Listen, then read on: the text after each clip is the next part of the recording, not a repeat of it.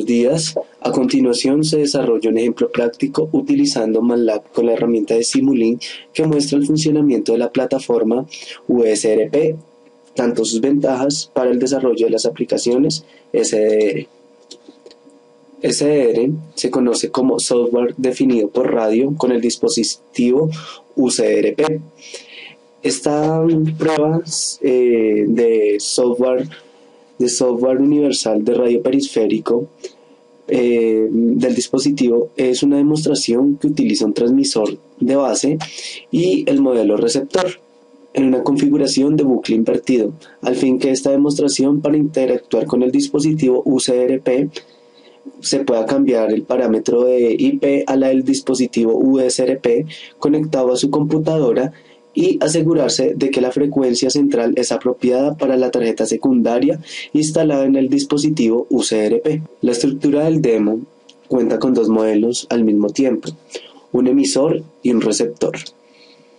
Ambos modelos nos muestran el espectro de la señal de banda base, ya sea la versión transmitida o recibida, de modo que usted puede fácilmente verificar el correcto funcionamiento de su dispositivo USRP.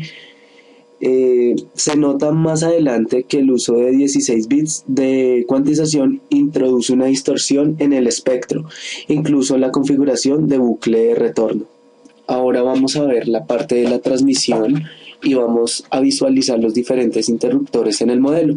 El modelo transmite señales diferentes, una constante, una sinusoidal real y una sinusoidal compleja.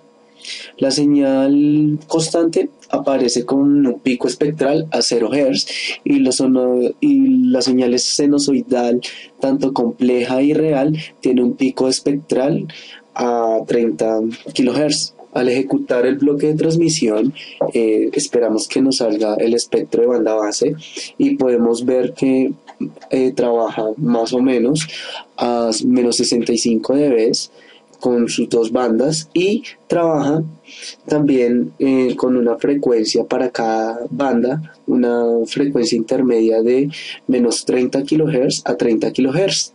Frecuencias ya establecidas en la entrada de la USRP tanto para la señal real y compleja. Seguidamente se ejecuta el modelo de recepción mientras el transmisor está en funcionamiento.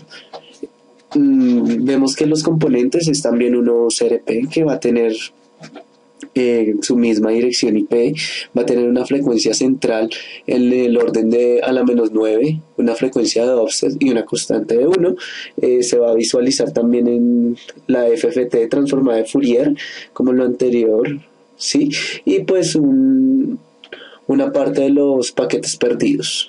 Al ejecutar el bloque de recepción podemos visualizar el espectro de banda base de la señal y pues podemos notar que existe un ruido espectralmente en la parte superior e inferior de las gamas de frecuencia. Esto es una indicación clara de ruido de cuantización.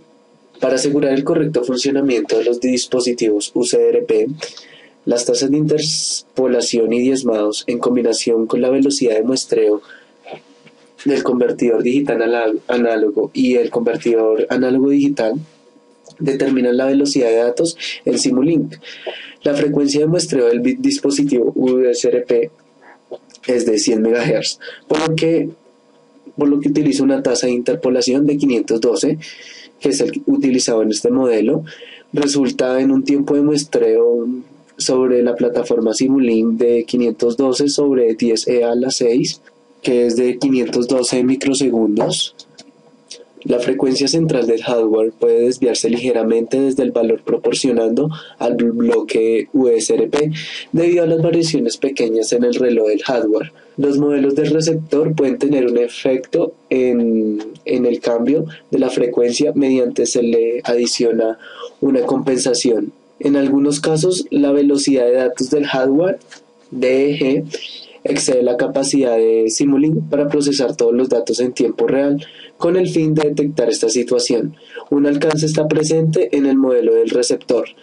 Si el paquete ha sufrido una caída, entonces el puerto invadido genera un valor de 1. De lo contrario, el puerto genera un valor de 0. Este ejemplo de Simulink ofrece una información básica del funcionamiento del dispositivo USRP en el marco del sistema de comunicaciones. Se puede reproducir y demostrar colocando los dos modelos al mismo tiempo, tanto el de transmisión y recepción. Se modificaron algunos parámetros tanto para la USRP de transmisión y tanto para la USRP de recepción. Podíamos observar que utilizaban una dirección IP, ¿sí? Que tenía que ser la misma, como lo notamos aquí. Utilizaban unos puertos especiales para los datos y para el control, que se explicó anteriormente en la exposición, y en la parte de control se encuentra una frecuencia de control, una ganancia y una interpolación. Se modificaron estos parámetros para ver la variación entre el espectro de banda base y no se vio algo muy significativo. Por último, vamos a hacer la descripción técnica del siguiente equipo, la USRP de referencia N210. Hay que recordar que antes las USRPs venían con puertos solo USB, que era más difícil su programación de la tarjeta, y ahora estos tienen unos puertos Ethernet y se pueden configurar mediante el sistema operativo Ubuntu, que utiliza el núcleo de Linux. Esta USRP ofrece gran ancho de banda de alta capacidad de procesamiento dinámico de gama. El N210 está diseñado para exigentes aplicaciones de comunicaciones de desarrollo rápido. La arquitectura del producto incluye una tarjeta Xilinx Spartan, maneja una FPGA de 3400 y una gran velocidad de 100 Mbps más en una escala mayor a los gigabit, para un convertidor análogo digital y para un convertidor digital análogo de 400 Mbps dual.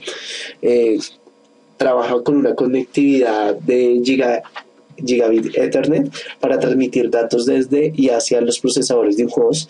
Este diseño nos permite que el N210, esta USRP, pueda operar desde un nivel de C a 6 GHz, mientras que él también tiene un puerto de expansión que permite que varios dispositivos sean sincronizados y utilizados en una configuración MIMO.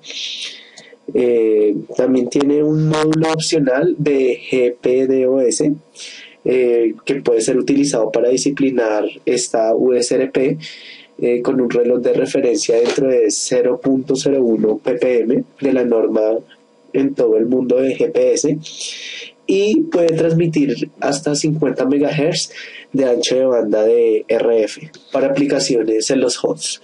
Los usuarios pueden implementar funciones personalizadas en la tarjeta FPGA o en el bordo de 32 bit RISC software. Este equipo tiene un precio de $1,700 aproximadamente, de 3.400.000 en el mercado. Lo primero que tenemos que hacer es abrir GNU Radio, escribiendo GRC en el terminal.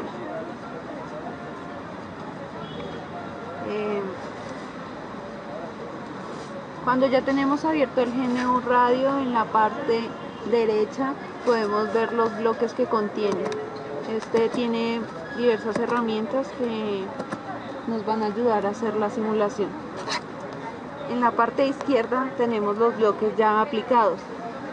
Entonces primero tenemos File Source, que es donde vamos a cargar una señal que hemos capturado previamente. Luego colocamos un analizador de espectros para ver cómo viene la señal. Luego de esto colocamos una señal, un coseno. En esta parte tenemos los bloques que van a servirnos como variables para configurar los demás bloques. Entonces primero tenemos File Source, que es donde colocamos una señal que ya capturamos previamente. Luego la pasamos por un analizador de espectros para ver cómo viene la señal. Signal Source es una señal que estamos generando para poder multiplicarla con la señal cargada previamente. Después de de que se pasa por el multiplicador, la colocamos en un filtro pasabajos y le configuramos todos los parámetros que necesitamos para realizar este ejemplo. Luego de esto lo pasamos por un control automático de ganancia. Después por un conversor que pasa los datos de complejos a float. Después multiplicamos por una constante. Luego tenemos el Rational Resample, que en este bloque podemos hacer la decimación y la interpolación. La salida de este bloque la conectamos a un audio sync para escuchar lo que viene de la señal y también por un scope para poder observar la señal. Después de que ya tenemos todos estos parámetros configurados, lo que tenemos que hacer es compilar el ejercicio.